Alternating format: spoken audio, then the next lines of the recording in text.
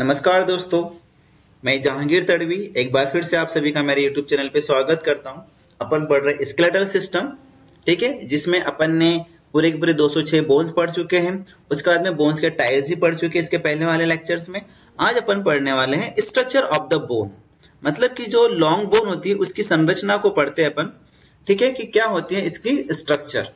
तो dear friends, आगे की स्लाइड्स के अंदर पूरे का पूरा बोन्स के स्ट्रक्चर को बहुत अच्छे से डिस्क्राइब किया गया है विद द थ्योरेटिकल पोर्शन। आप उसके स्क्रीनशॉट ले सकते हो। मैं इस डायग्राम की हेल्प से आपको समझाता हूँ कि जो भी बोन्स होती है लॉन्ग बोन, उसमें क्या क्या होता है। तो फर्स्ट ऑफ ऑल अपन देखते हैं कि जो लॉन्ग बोन होती है उसके अंदर होता है डायफाइसिस, ठीक है। ये जो लिखा है डायफाइसिस, तो डियर फ्रेंड, जो लॉन्ग बोन होती है, इस लॉन्ग बोन का जो शाफ्ट होता है, ठीक है, इस शाफ्ट को बोला जाता है डायफाइसिस। यहां तक ये वाला जो पोर्शन क्या होता है, ये डायफाइसिस होता है, ठीक है। इस डायफाइसिस के अलावा यहाँ पर होते हैं एपिफाइसिस, मतलब जो भी लॉन्ग बोन के जो एंड होते हैं, प्रॉक्सिमल एंड और डिस्टल एंड, इन एंड को बोला जाता है एपिफाइसिस। ओके, इसके बाद में नेक्स्ट पोर्शन होता है मेटाफाइसिस। इस डायफाइसिस और एपिफाइसिस के बीच का जो पार्ट है इसको बोला जाता है मेटाफाइसिस, ठीक है। तो डियर फ्रेंड्स, ये जो पार्ट्स हैं इसको क्या बोला जाता है, मेटाफाइसिस। ये तीन पार्ट हो गए लॉन्ग बोन के, डायफाइसिस, एपिफाइसिस और मेटाफाइसिस, जिसको मैं आपको पेन की हेल्प से समझाते चल रहा हूं।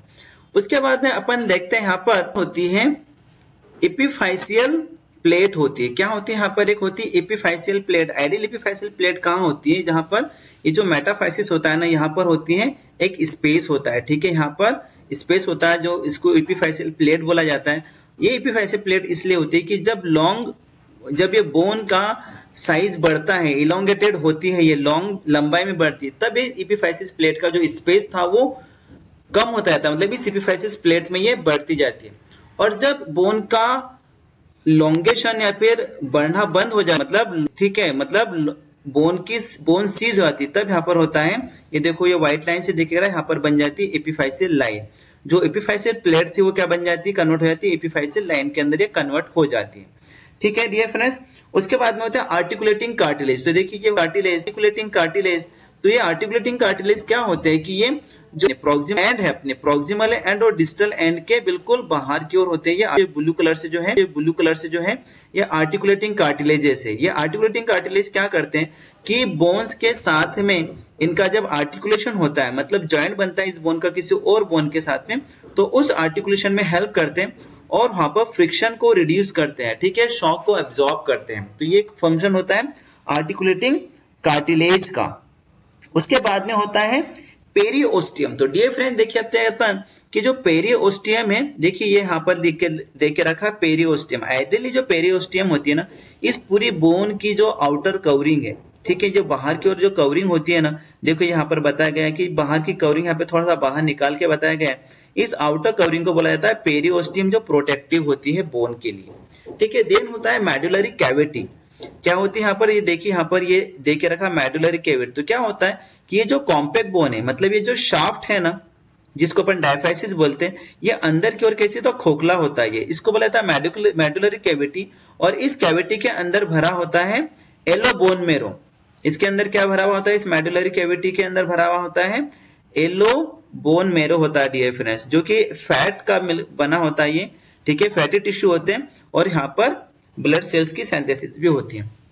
इसके अलावा अपने पास में नेक्स्ट पार्ट होता है, इसको अपन बोलते हैं इंडोस्टियम, ठीक है। अब ये जो इंडोस्टियम होती है, क्या होता है, जैसे हमने देखा कि जो लॉन्ग बोन है उसका जो आउटर पार्ट है, आउटर लेयर को हमने पेरिओस्टियम बोला। अब ये जो मेडुलरी कैविटी खोखली है ना, इसके अंदर की जो बोन की कवरिंग है उसको बोला जाता है इंडोस्टियम, ठीक है, ये प्रोटेक्शन का काम करती है। तो डियर फ्रेंड्स, ये पार्ट मेजर पार्ट है लॉन्ग बोन के, ठीक है। इसी को अपन आगे देखिए कि फुल मैटर के साथ में पढ़ते हैं, सब्जेक्टिव मैटर के साथ में, आप इसका स्क्रीनशॉट ले सकते हैं।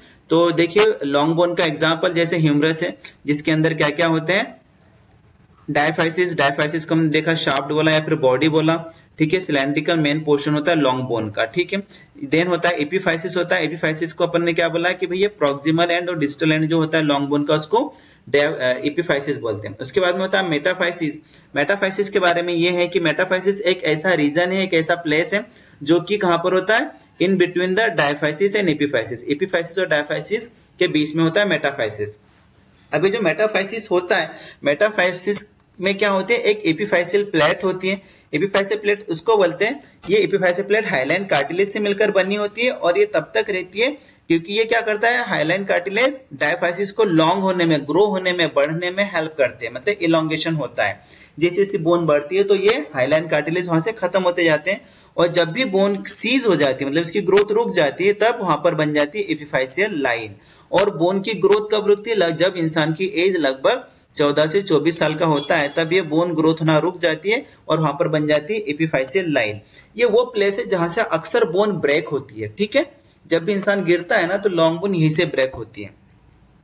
डियर फ्रेंड्स, आगे की ओर अपन देखते हैं कि हमने पढ़ा है लॉन्ग बोन के डायग्राम्स के अंदर होता है आर्टिकुलेटिंग कार्टिलेज। आर्टिकुलेटिंग कार्टिलेज ये हाइलाइन कार्टिलेज होते हैं और जो एपिफाइसिस होते हैं वहां पर होते हैं। ठीक है, एपिफाइसिस पे कहां पर होते हैं, आर्टिकुलेटिंग कार्टिलेज फ्रिक्शन को रिड्यूस करते हैं और शॉक को एब्जॉर्ब करते हैं। देन होता है पेरिओस्टियम। पेरिओस्टियम क्या है, ये कनेक्टिव टिश्यू की बनी एक टफ टिश्यू है जो ब्लड सप्लाई करने में हेल्प करता है, न्यूट्रिशन सप्लाई में हेल्प करता है और आर्टिकुलेटिंग कार्टिलेज को भी ये सरफेस प्रोवाइड करता है। ठीक है, पेरिओस्टियम एक प्रोटेक्टिव लेयर होती है जो कहां पर होती है, बिल्कुल बोन के बाहर की ओर ये होती है। ठीक है, टेंडन्स को, लिगामेंट्स को स्पेस प्रोवाइड करता है अटैचमेंट के लिए। इसके साथ में अपन देखते हैं कि नरिशमेंट करने में भी ये हेल्प करता है पेरिओस्टियम। ठीक है, बोन टिश्यूज को, ये आउटर कवरिंग है, एक आउटर।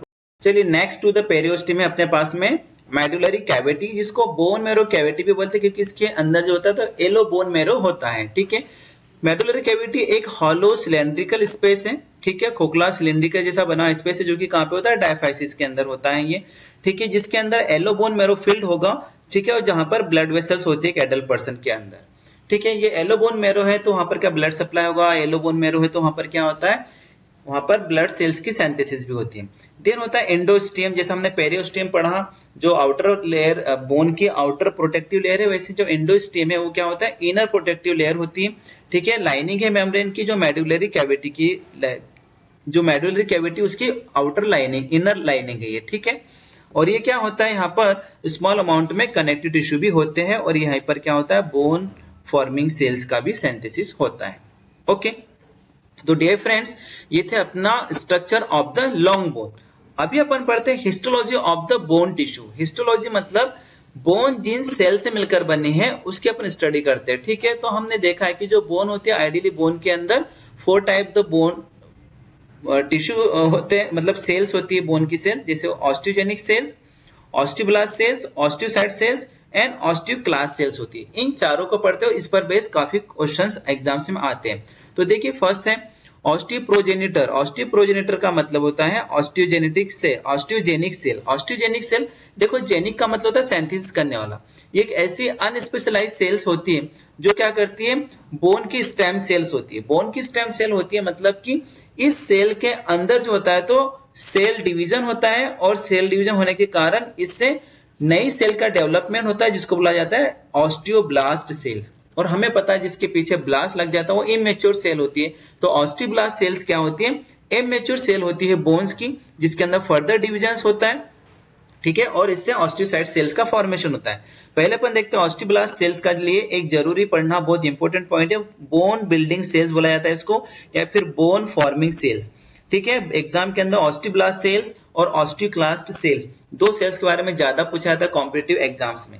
तो देखिए जो ऑस्टियोब्लास्ट सेल्स है ये याद रखिए आप, इसको बोन बिल्डिंग सेल बोला जाता है या फिर बोन फॉर्मिंग सेल्स भी बोलते हैं, क्योंकि ये सिक्रेट करते हैं, कोलेजन फाइबर्स को सिक्रेशन करती है, ऑर्गेनिक कंपोनेंट्स को सिक्रेट करती है, जो कि जो बोन मेरो का जो सेलुलर मैट्रिक्स होता है उसको सिंथेसिस करने में हेल्प करता है। ठीक है, एज वेल इसको ऑस्टियोब्लास्ट या फिर बोन बिल्डिंग या फिर बोन फॉर्मिंग सेल इसलिए बोलते हैं क्योंकि ये कैल्सिफिकेशन करता है। ठीक है, नेक्स्ट सेल अपने पास में ऑस्टियोसाइट सेल। अभी जो ऑस्टियोसाइट सेल होती है ना, ये मैच्योर सेल है।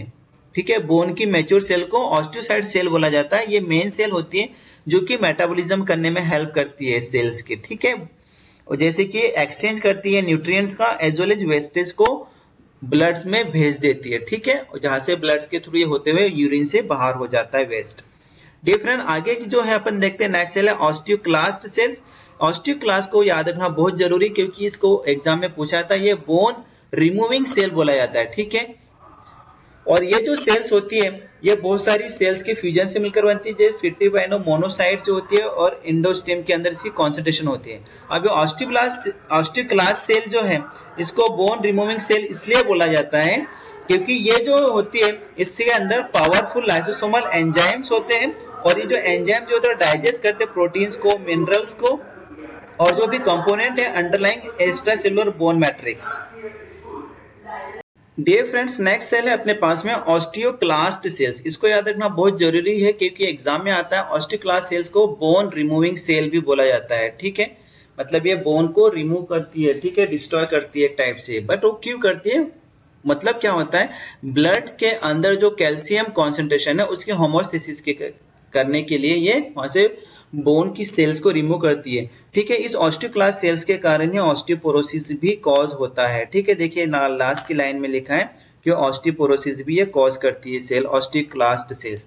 अब ये जो ऑस्टियोक्लास्ट सेल्स होती है ये फ्यूजन से मिलकर बनती है। बहुत सारी लगभग 50 टाइप के मोनोसाइट्स जो सेल्स होती है उसकी कॉन्सेंट्रेशन से मिलकर बनती है इन द एंडोस्टियम, ठीक है, एंडोस्टियम के अंदर।